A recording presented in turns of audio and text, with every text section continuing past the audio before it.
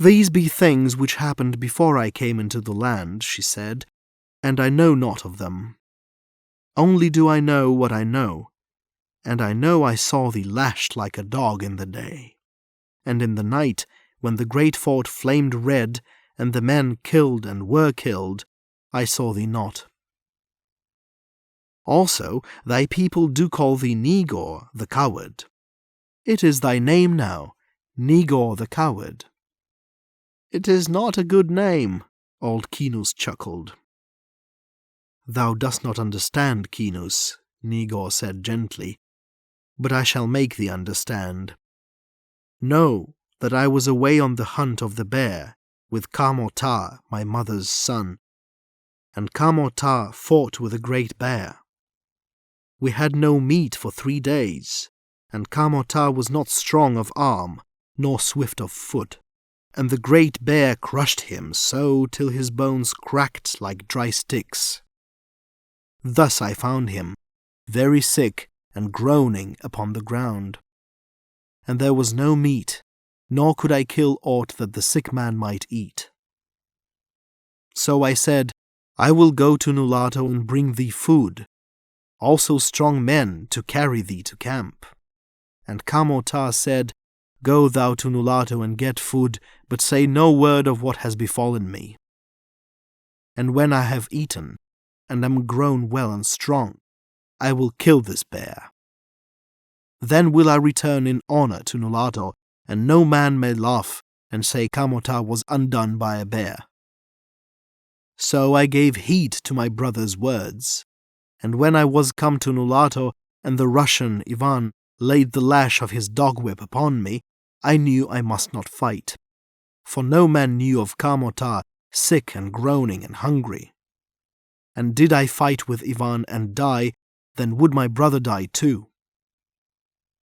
So it was, Una, that thou sawest me beaten like a dog. Then I heard the talk of the shamans and chiefs, that the Russians had brought strange sicknesses upon the people, killed our men, and stolen our women, and that the land must be made clean. As I say, I heard the talk, and I knew it for good talk, and I knew that in the night the Russians were to be killed. But there was my brother, Kamota, sick and groaning, and with no meat.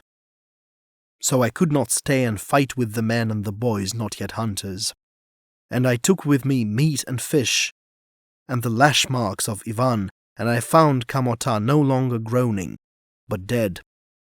Then I went back to Nulato, and behold, there was no Nulato, only ashes where the great fort had stood, and the bodies of many men. And I saw the Russians come up the Yukon in boats, fresh from the sea, many Russians. And I saw Ivan creep forth from where he lay hid, and make talk with them. And the next day I saw Ivan lead them upon the trail of the tribe. Even now are they upon the trail, and I am here, Negore, but no coward. This is a tale I hear, said Una, though her voice was gentler than before. Kamota is dead, and cannot speak for thee, and I know only what I know, and I must know thee of my own eyes, for no coward. Negore made an impatient gesture. There be ways and ways, she added. Art thou willing to do no less than what old Kinus hath done? He nodded his head, and waited. As thou hast said, they seek for us even now, these Russians. Show them the way, Negore, even as old Kinus showed them the way, so that they come unprepared to where we wait for them in a passage up the rocks. Thou knowest the place where the wall is broken and high. Then will we destroy them, even Ivan. When they cling like flies to the wall, and top is no less near than bottom, our men shall fall upon them from above and either side with spears and arrows and guns. And the women and children from above shall loosen the great rocks and hurl them down upon them.